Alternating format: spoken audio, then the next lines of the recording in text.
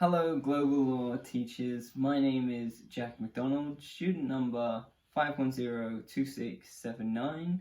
Thank you for being here with me today. My presentation, I'm doing the JD presentation for this week, and this is week 4. So the topic for this week was Chinese law and Chinese legal tradition, as you can see. And so what I'd like to do today is just go through some of the main underpinning theories of Chinese law and what they say about law in general, before touching on their relation to communism, and finally talking about the Chinese constitution, namely who can amend, interpret, and comment with relation to the courts. So the first topic I'd like to discuss today is Confucianism, and Confucianism in China is referred to as Li. And this has an interesting connection to the way law is viewed. Under this theory, law is viewed as somewhat unnecessary because it relies on the fact that human beings are inherently good and will behave in a moral and correct manner. To do this, it leans upon, and to give an example, it leans upon the social norms of China and the idea that Chinese people have this need to save face and protect themselves from social shame. And so from that, it relies on the more informal processes to ensure that potential disputes are resolved. It connects with this idea of parenting, which is interesting because it looks at those in China is quite a hierarchical country socially, that there's big differences between the social classes.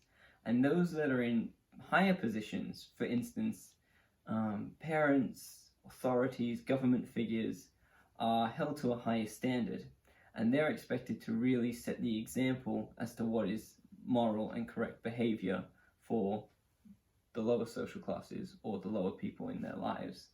Think parent, children.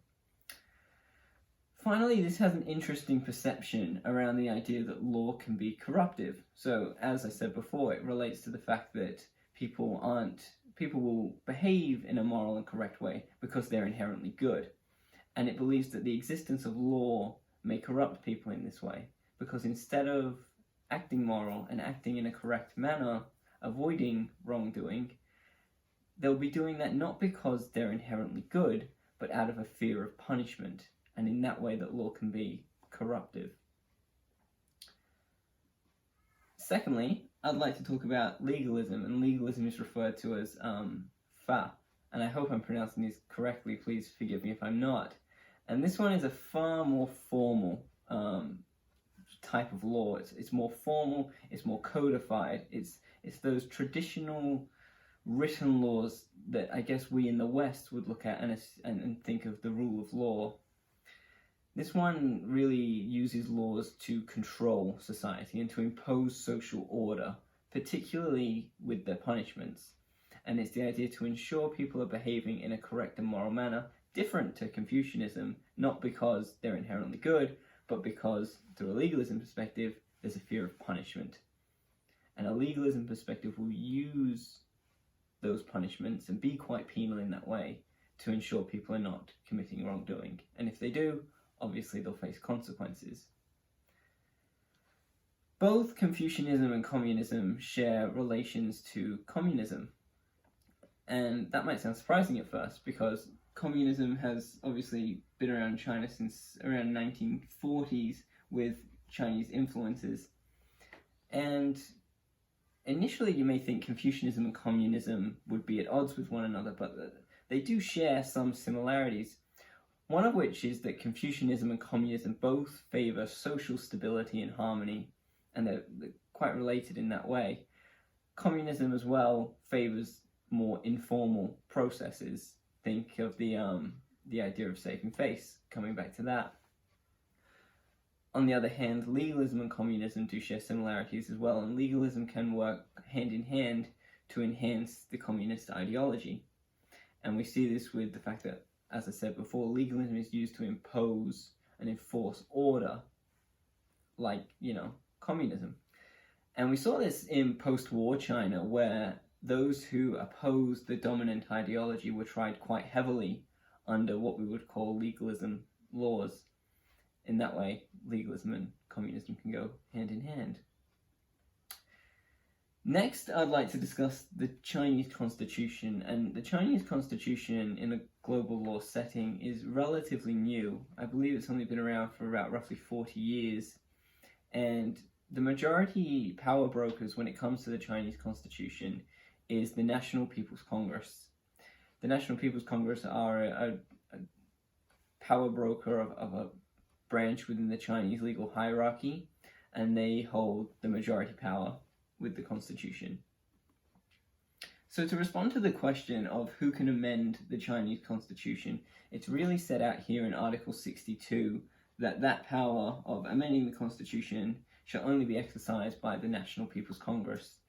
So again, coming back to the idea that they really hold the majority power when it comes to the Constitution, and specifically, they are the only ones who can amend it.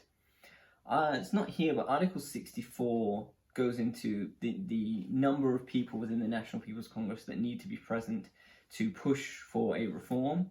However, the actual power to make those changes lies solely with the National People's Congress. Who can interpret the Chinese Constitution? Again, Article 67 here points out that it's the National People's Congress Standing Committee. So again, the power lies with the National People's Congress. They are the ones who can interpret what the Constitution means and how that should become codified law.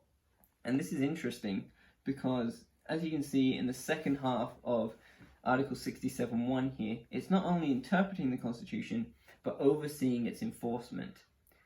And this is interesting because here we have a hierarchical graph that shows the progression of power within the Chinese legal system. We see here the National People's Congress sits above the judicial system. And so if the National People's Congress are the ones tasked with interpreting the Constitution and how it should become law, that's then going to get passed on to the courts in the judicial system. So if we think of it in terms of what happens where, it's the Constitution exists, that can be interpreted by the National People's Congress, who then inform the courts as to how to interpret it. Finally, we'd like to discuss who can comment on the Constitution. And this is somewhat ambiguous because the Constitution itself does outline for Chinese people the right to freedom of speech. So we may assume initially that anybody can comment on the Constitution, including the courts.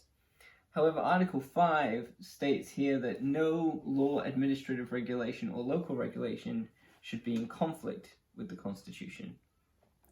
Now, that relates again to courts having their own laws and rules outside of what the Constitution may say.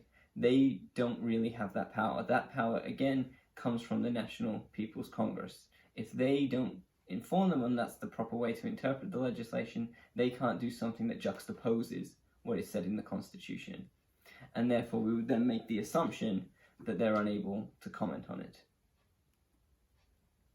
That just about concludes my presentation for today on this topic. Just to recap, we talked about Confucianism and legalism, and China's legal system in a modern sense is really it's pluralistic, but it's a combination mainly of them two. It takes from the Confucianism perspectives, particularly around informal processes being favored for dispute resolution. And the reason for that is, as aforementioned, the need to protect Chinese people from social shame. And it's a great way for them to save face is to deal with things in a private, informal manner.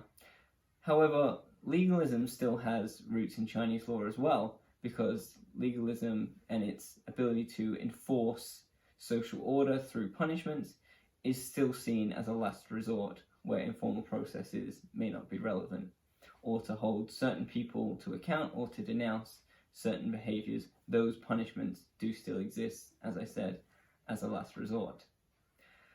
My name was Jack McDonald, student number 5102679. Thank you for taking the time to watch my presentation, and yeah, thank you. Cheers.